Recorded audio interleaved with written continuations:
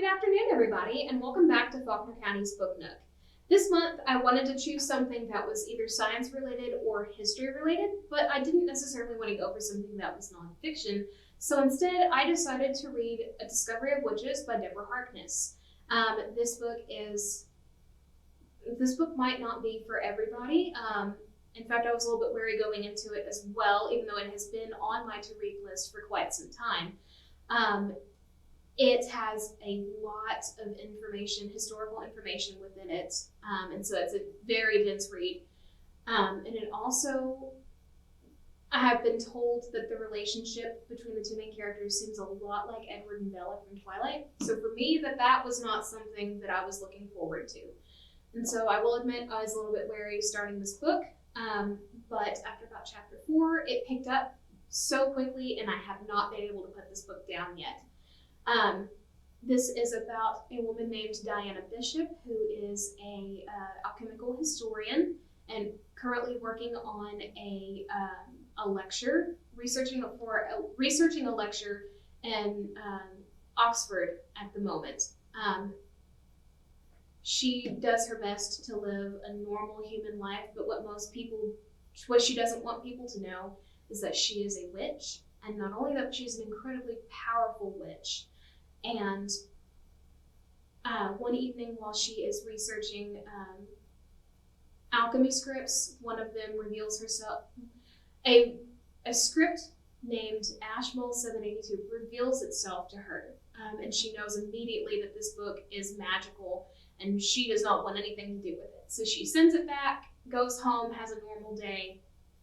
What she doesn't understand is that by Ashmole 782 revealing itself to her, she has attracted the attention of every different creature around her, who now knows that this book has revealed itself again, and they are determined to get a hold of it or get a hold of Diana to be able to get the information within the book.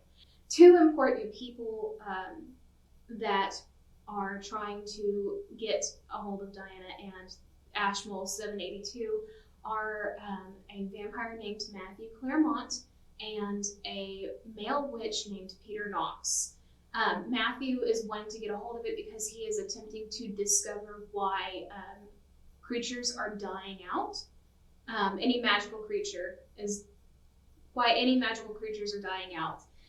However, Peter Knox wants to get a hold of it because he knows that there are spells in there that witches do not have access to, that if given access, they could have ultimate power and would be in control of every other magical creature within this universe. So Diana's not really sure who she wants to believe, who she should side with, or if she should even attempt to find Ashmole 782 again in the first place. But she eventually decides it's best to side with Matthew, and the two of them set off on a journey to be able to find out the secrets behind Ashmole, and also the secrets behind Diana Bishop's relatively unknown history of her life. Some key things in this book that I would like to point out if you are interested in reading it is to be aware of the fact that it is indeed very heavy on the history. And I think for people who are more interested in reading something that's nonfiction, this would be a really good fiction book for you to turn to, because everything that is written in this book that is historical is true. Diana Harkness is actually a professor and a historian at that, and so everything is very well researched.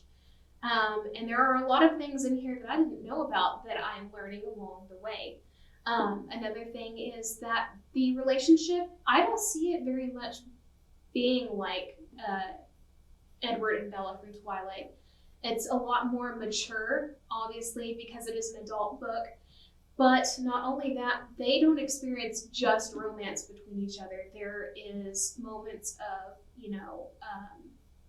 excitement and heartbreak, and they argue with each other, and they handle very serious topics together that go beyond just a regular romance book, but show something real life.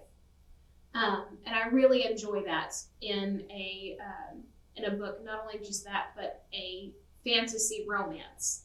For people who do not want to read the book, as I said earlier, there is a TV series for Discovery of Witches. It is on Amazon and it just wrapped up, so the whole thing is on there right now, and you can go read, instead of reading the series, you can go watch and enjoy Discovery of Witches instead. I really hope that you guys also enjoy Discovery of Witches like I am so far. Please make sure to like and comment on this video, and follow us on all of our social media. You can find us on Instagram, YouTube, Twitter, Facebook, and anything else. Okay. And if you have a book that you would like to recommend to me, please don't be afraid to comment what you would like me to read next.